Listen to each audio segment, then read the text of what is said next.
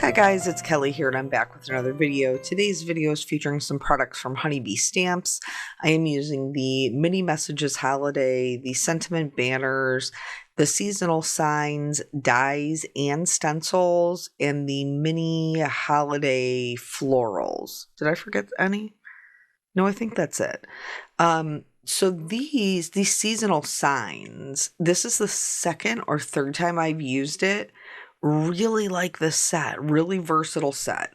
So today we're going to use it to do a winter, it could be a Christmas card. The sentiment I chose isn't particularly Christmassy, but that's neither here nor there. I just think that they make really cute cards. So I personally like to cut everything out of white and then color it. That's not going to be for everybody, and that is okay. Feel free to cut it out of colored cardstock if that is what you prefer. Here, I just wanted to show you that I did cut all of those dies out, but of each of the leaves or branches, I needed two, and then I just use my little die release tool. Like, I just poke straight through my tape over my little bowl, especially for the little like the little berries when they're stuck in there. I like to just put them right over the bowl so I don't have to chase them around like crazy. And then once I'm done doing all of my die cutting, I like to sort them out, and I sort them out into matching like pairs, whatever goes with each other, all the bow pieces or all of the branch pieces, or whatever. But then I also like to gather them up by color as well, because I color on a glass mat. You can pick up some of the other colors if you don't clean up in between. So I do like to do them kind of all at the same time.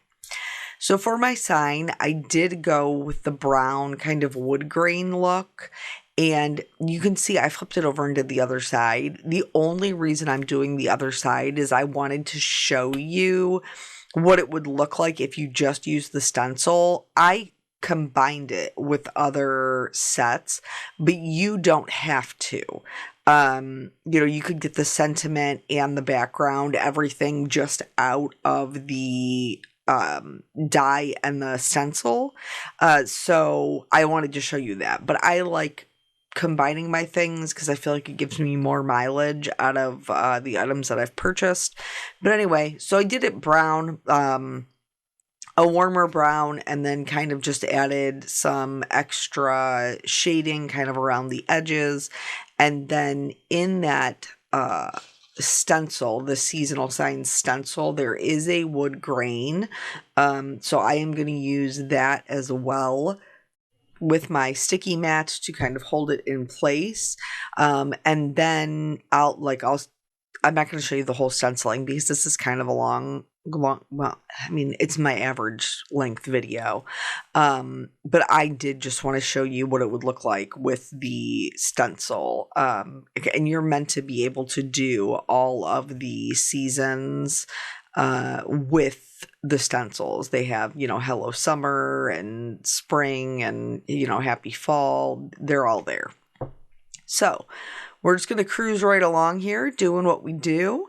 And are you ready? Are you ready for the holidays? Are you? I'm not. Oh, nobody's surprised by that, least of all me.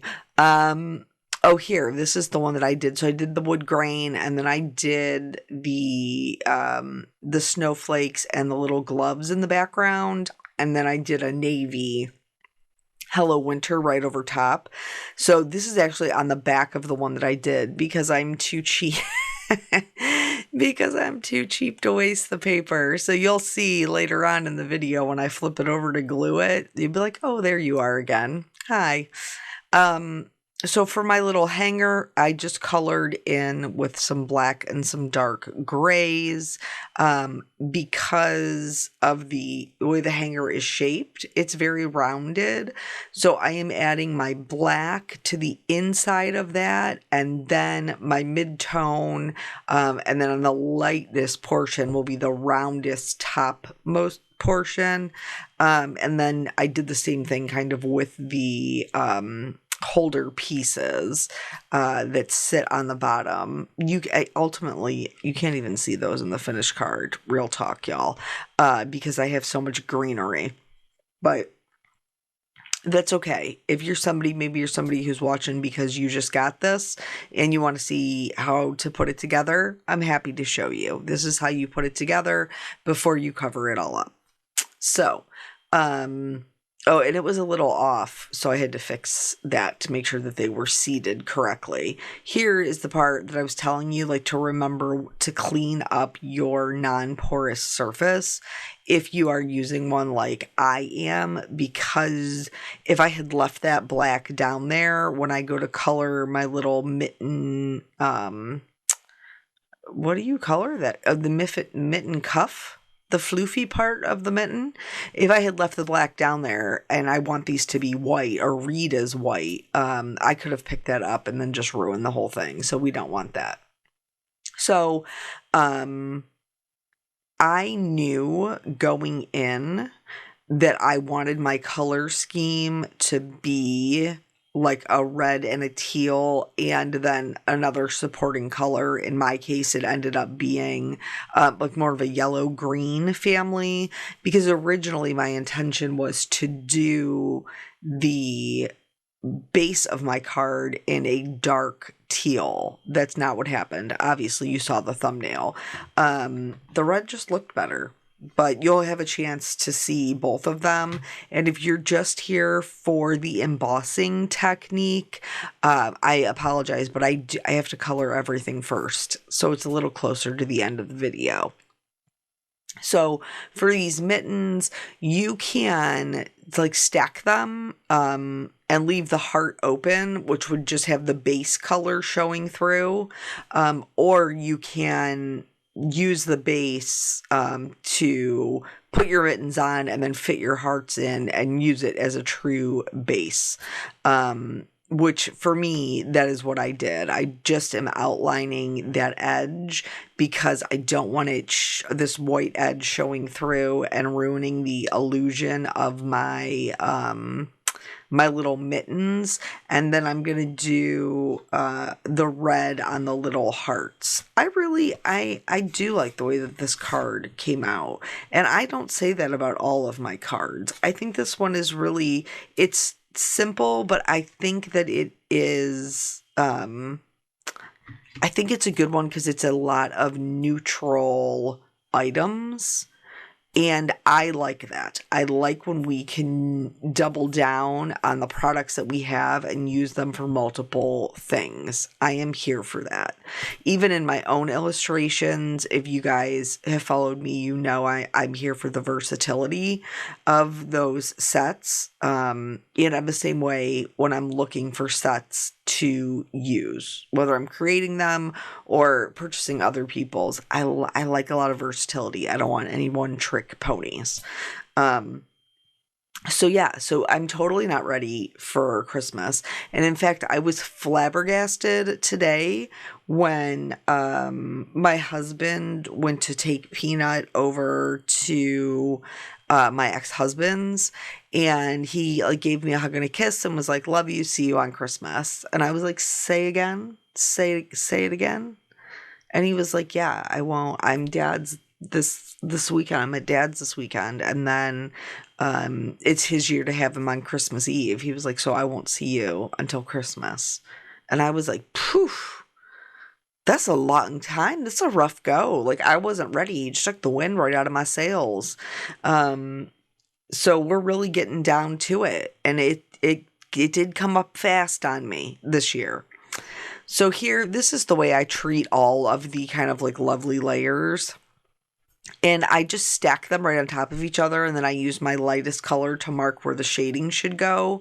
So that way I can color them in layers and know when I layer them back up, they're going to look super dimensional, and I'm going to be really, really happy with the way that they lay on top of each other. So it really kind of caught me off guard. I guess I knew it was coming up, but I didn't realize it was like now. And I do still have just a couple of little presents that I have to get. Can you even believe that? Yeah. And my poor husband, and you guys, every single year, I love him, and I try to tell myself I'm going to do better.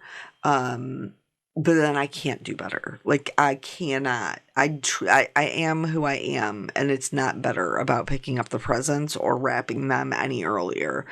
I don't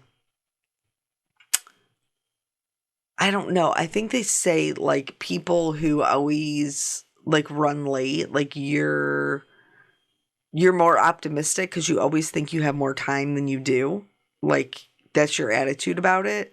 Well, that's me. I always think I have more time than I do, whether I'm getting ready to go out or we're talking about Christmas shopping. And this poor man, is always up until the wee hours of the Christmas morn with me. And I love him for it. I love it. He complains about it. I can't fault him. It's not his fault. It is my fault. And if I was the type of person who couldn't take any responsibility, I would actually say it's my mother's fault. Because when I was growing up, like, the Christmas presents didn't go out under the tree until after we were in bed on Christmas Eve. And I've continued that tradition because I loved it as a kid. I loved it as a child.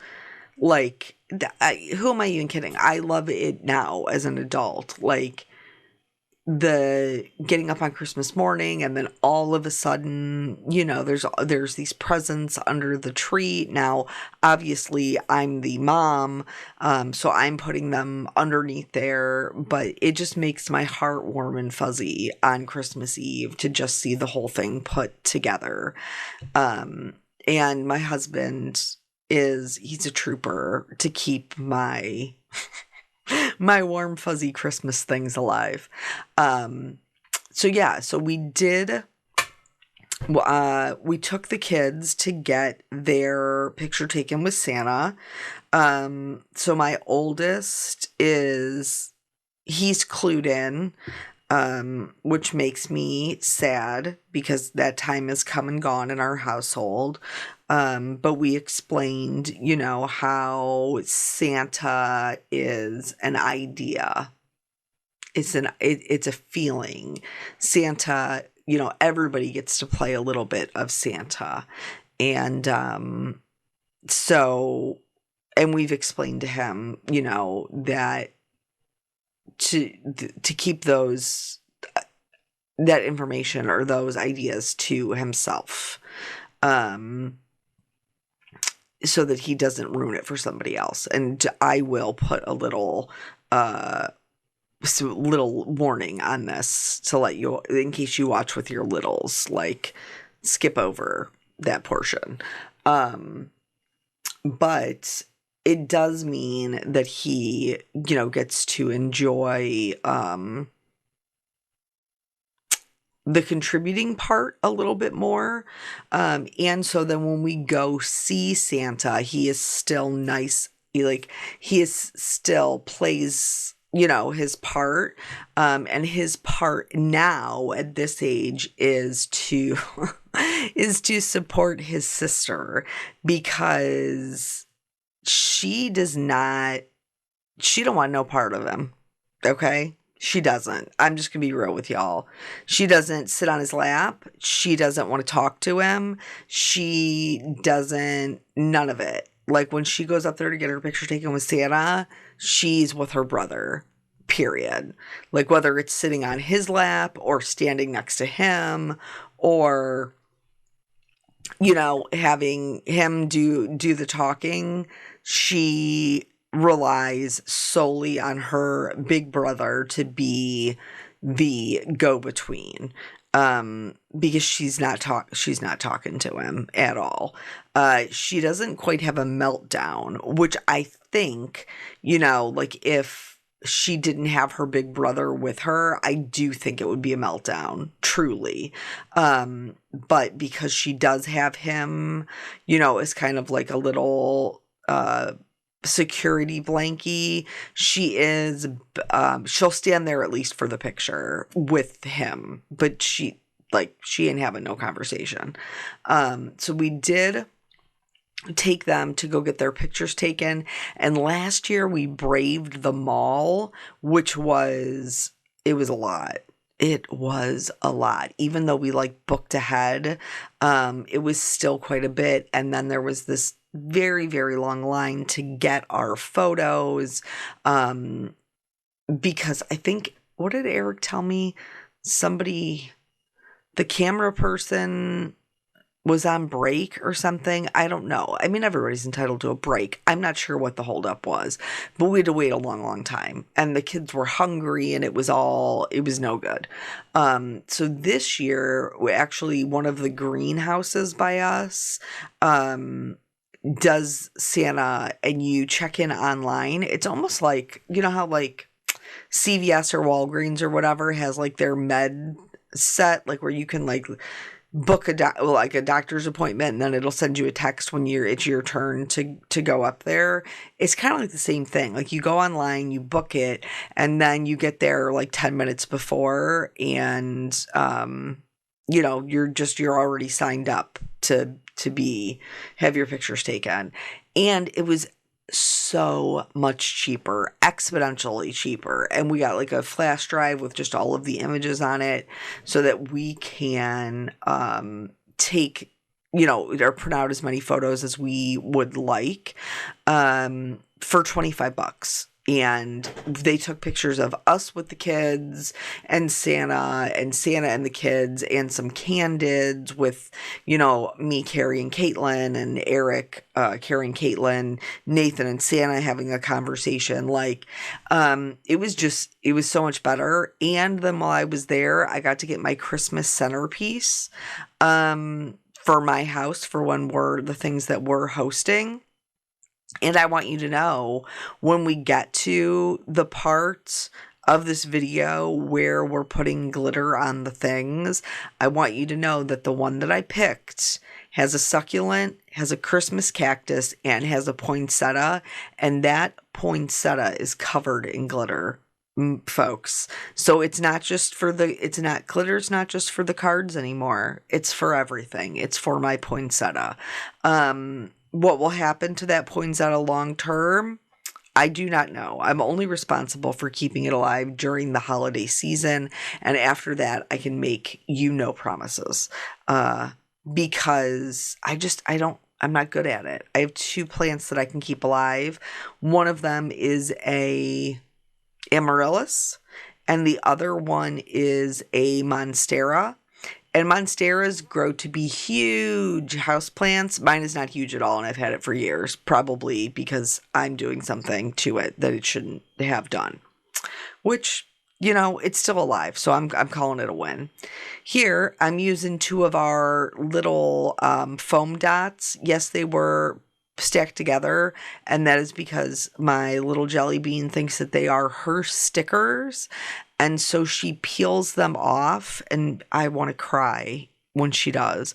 But she peels them off, and then she sticks them to each other on the back of my chair until she's 6 deep. And I refuse to not use them, even though they aren't as sticky as they were before, because that's such a waste. But anyway, so I wanted my little mittens to be attached, so I used just this is just white DMC thread, and I held it in place with my little foam pieces. I stacked up all of my greenery. I basically just started with the darkest green to the yellow green to the blue green, and just laid them right on top of each other, and then tucked those 2 little pine cones up. And now I'm putting glue on the the bow, picked up the teal ones, put glue on the teal ones to go back and pick up the yellow green ones. If you've watched me make any other card before, you know that this is just how I do it if I'm not using press and seal, because I don't want to have to keep arranging them. Once I was happy with how they looked and I got them glued down to the sign, then I went in for my little berries so that I could just kind of tuck them in different places. And I do try to work in odd numbers, just because that's kind of more pleasing. I think I have 5 on one side and 7 on the other, and then I have the bow in the middle. So here is where we can see I put it on the red. I like it on the red, but I want to see how it's going to look on the teal, because that was my original intention. And it turns out that looks better on the red. I like it better on the red, which is fine. So I'm just going to move it over. Before I move on to the technique, I am going to do the glittering so that way it can be drying while I'm doing the other things. So I'm just using some glossy accents, and I'm just hitting up the leaves, the bow. You know, I'm putting down enough that it's going to pick up the glitter, but not so much that the whole thing is covered. A couple of different ways you can add this rock candy glitter. You can use the spatula side of your die release tool from Honeybee as like a scoop, which I did here, and that works really well. I like to kind of press mine in, and in order to do that and not have your fingers come out with glue, you want to have like a really thick layer, and then you just kind of press it in. You don't want to smush it about. I know you saw me smush it, but this is a do as I say, not as I do. But then you smush it in.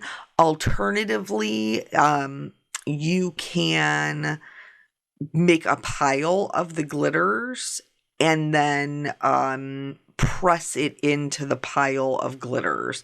So here I've put the glossy accents onto just the heart portion of my little mittens.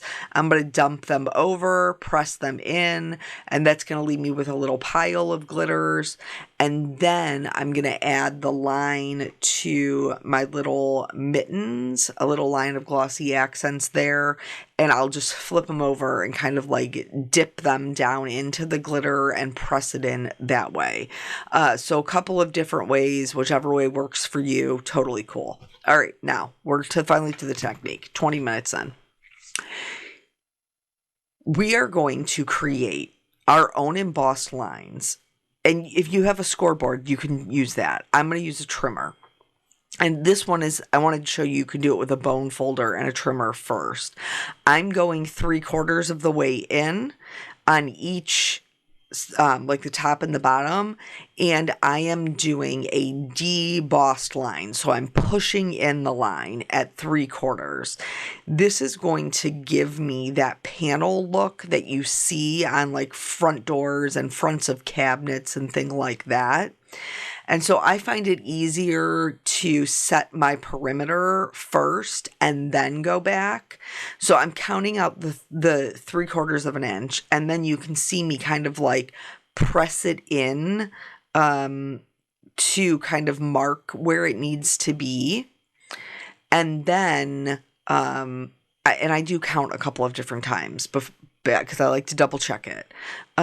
So I kind of, press it in so I know where I need to stop. Alternatively, if you have the new Spellbinders trimmer, this one has a cutter, that's the gray one at the top, but it also comes with a scorer. So that's this one here, and you just use the white one. Like you line it up and then you move your 3/4 of an inch, and it does score your paper for you. Super handy when you're creating card bases. But because the scored lines are different on the Spellbinders, it's a little bit thinner. I am still going back in with my bone folder so that they're the same thickness. But this is 2 different ways that you can do this. Or like I said, if you have a score, like a score pal, you can do that on there as well. You can do this to create frames, with crisscross frames or, rectangle frames, squares. You can do your own designs. You could do like a diagonal, or like a plaid, like a double. You could do that as well. And this is just a fun way that you can create your own patterns without an embossing folder. It's not, you don't need the folder. You don't need anything. This is just you and a bone folder or a stylus, and you can build off these different patterns, whatever you feel like. You can do stripes, horizontal or vertical. But I obviously am intentionally trying to create the look of a front door. So here's how it looks to begin with, which is debossed. I'm going to flip it over and I'm going to press from the back, and I'm going to go about 1/8 of an inch out, and I'm going to do it again.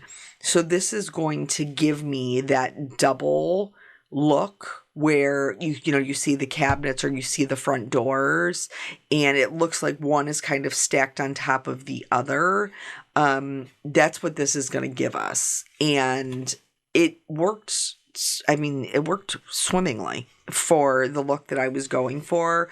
And you can feel that dimension in the card base. Really very easy to do. You just have to watch, your measurements and make sure you're paying attention when you're marking it. So once I was done with the embossing, here I'll show you what it looks like. We're back on the front here. So one line is debossed, pressed in. One line is embossed, pressed out. And then I just went around the edges with aged mahogany and added just a little bit of color around the edges to kind of catch those raised areas and make it a little bit darker. You don't have to do that. For the sentiment, like I said, the stencils have many, but I wanted to have that big kind of greenery with the bow and all of that. So that's why I chose the mini, what is it called?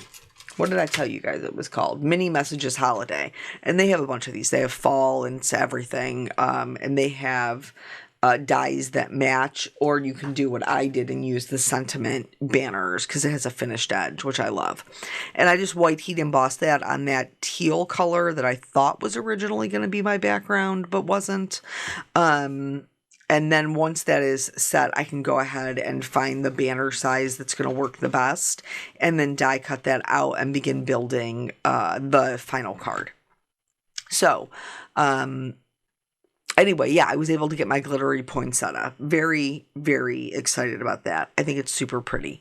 Because we are hosting just, a couple of, we're doing Sunday dinners, which I shared with you guys. But then we're going to my mom's for Christmas, but Eric's family is coming here for us to do our Christmas. And then I believe we're going to host New Year's as well.